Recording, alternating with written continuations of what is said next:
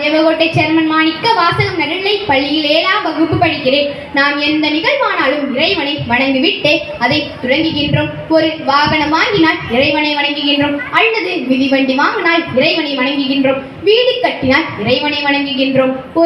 ஒரு புதிய விஷயத்தை தொடங்கும் பொழுது இறைவனை வணங்குகின்றோம். ஒரு நல்ல நாள் அல்லது நல்ல நேரத்தன்று இறைவனை வணங்குகின்றோம். அதுபோல இந்த நல்ல சுபமுகூர்த்தமான நல்ல நாளன்று இறைவனை வணங்காமல் எப்படி? முதலில் இறைவனை வணங்கிவிட்டு உரையை தொடங்குவோம். திருப்புகழ்.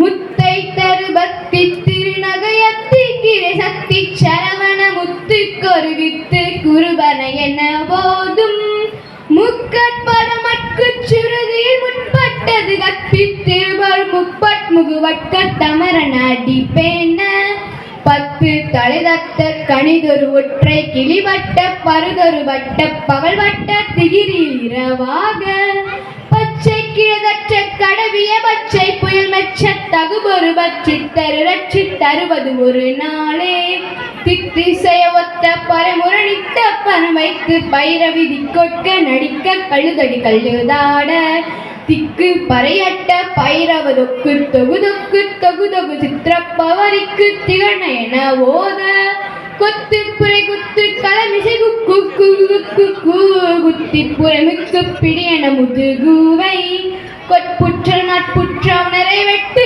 பழியிட்டு குலைகினி குத்து பொற ஒத்த பொறமர பெருமாளே. திருச்சிற்றம்பலம். இறைவனை அழகாக வணங்கினோம். இனி உரையை தொடங்குவோமா?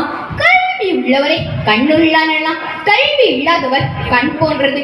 கல்வி மிகுங்கள் கழிந்திடும் கடமை கற்பதுவே உங்கள் கடமை என்கின்றார் பாரதியார்.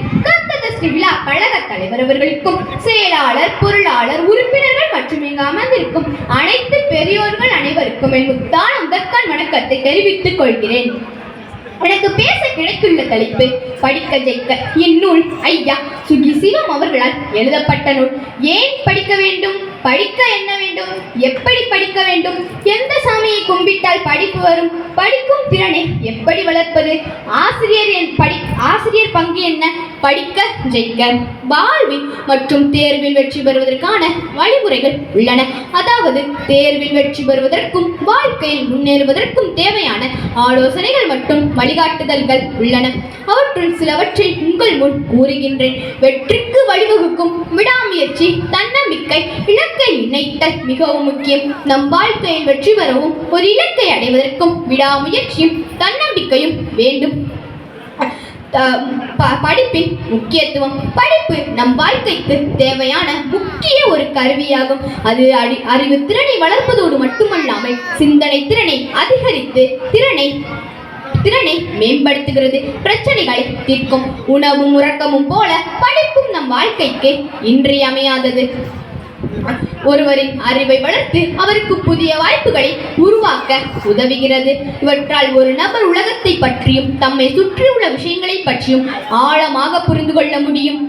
ஏன் படிக்க வேண்டும் என்ற கேள்விக்கான பதில் படிப்பதற்கான முக்கியமதை விளக்குகின்றது.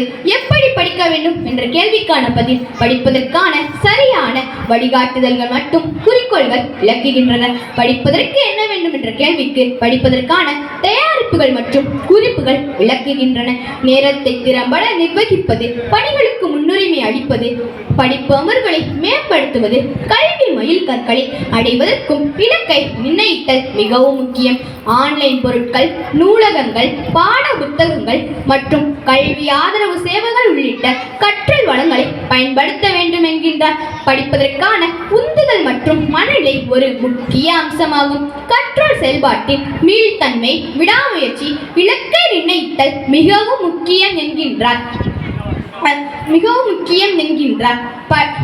சுருக்கமாக படிக்க ஜெயிக்க ஒருவர் படிப்பதற்கு மட்டுமல்லாமல் அவர் தேர்ந்தெடுத்த துறைகளிலும் உறுதியான வெற்றிக்கு வழிவகுக்கும் வகையில் படிப்பு உதவும் என்கின்றார். படிக்கும் வழிகாட்டியாகவும் செயல்படும் என்கின்றார். படிக்கும் திறனை மேம்படுத்துவதற்கு கல்வி என்ற தலைப்பில் திருவள்ளுவர் இவ்வாறு கூறியுள்ளார். கற்க கசட கற்பவை கற்றபின் நிற்க அதற்கு தக.